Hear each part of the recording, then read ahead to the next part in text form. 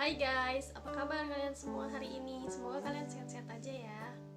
Nah, di video kali ini aku mau bikin tentang apa itu perbedaan dari pencatatan dan pembukuan yang ada di OSS RPA 2022. Nah, sebelumnya itu aku kan pernah bikin video tentang apa itu NIB, terus bagaimana cara merubah data yang ada di dalam NIB, baik itu data untuk pelaku usaha maupun data untuk badan usahanya. Kali ini aku mau membuat video tentang apa sih perbedaan antara pencatatan dan pembukuan itu, karena sebagian dari kita juga ada yang bingung dan kemarin juga ada yang komen mana video tentang pencatatan dan pembukuan. Nah, kali ini udah selesai aku edit, so let's get to the video. Nah, yang pertama itu kita harus tahu dulu ya apa itu pencatatan dan pembukuan. Menurut data-data yang udah aku riset sebelumnya itu, pencatatan dan pembukuan itu mempunyai perbedaan yang mendasar ya teman-teman. Kalau pencatatan itu hanya untuk diri kita sendiri, sedangkan kalau pembukuan itu kita harus melaporkan ke badan pajak terkait.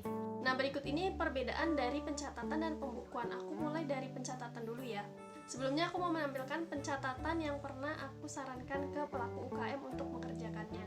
Jadi sedikit cerita ya, pelaku UKM ini kebingungan kenapa sih dia setiap dapat uang harian, misalnya habis jualan keripik gitu, terus dapat pendapatan harian gitu kan, per bulan itu dihitung kok uangnya nggak ada, uangnya kok hilang entah kemana gitu, nggak tahu, nggak sadar dia menggunakannya itu seperti apa. Oleh karena itu aku saranin untuk melakukan pencatatan harian.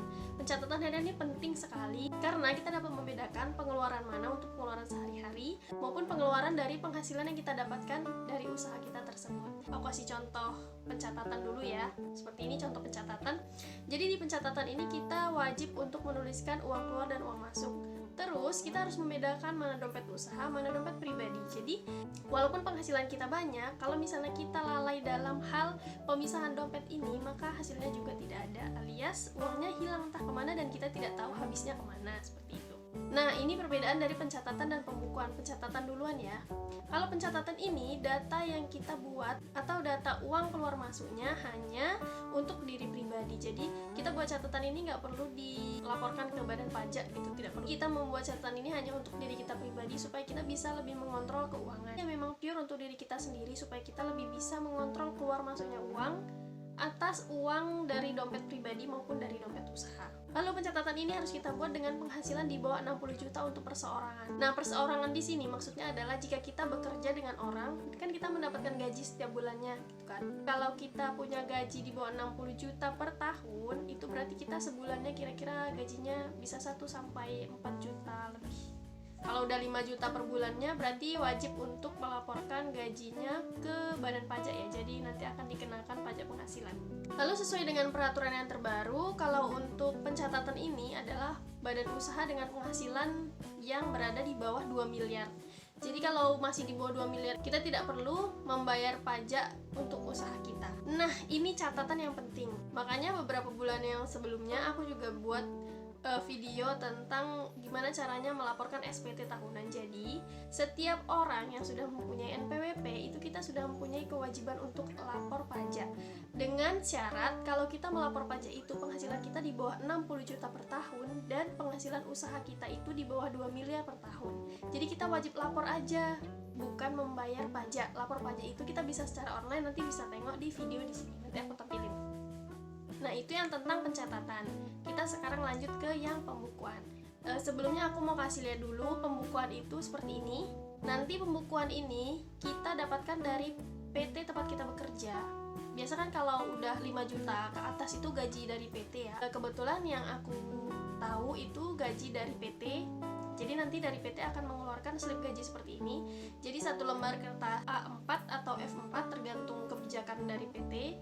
Nanti mereka HRD-nya akan mencantumkan besaran penghasilan kita beserta pajak-pajak yang harus kita bayar. Nah, kemarin itu total penghasilannya per tahun itu lebih dari 60 juta. Jadi sekitar 70 atau 80 juta gitu.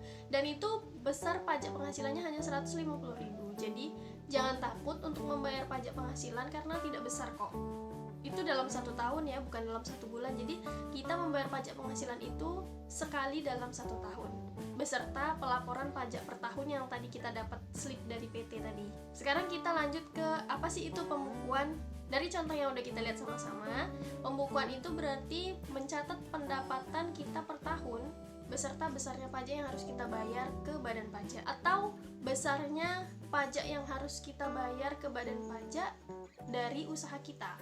Ini untuk penghasilan di atas 60 juta untuk pajak perseorangan atau slip gaji kita tadi, tapi untuk badan usaha itu di atas 2 miliar.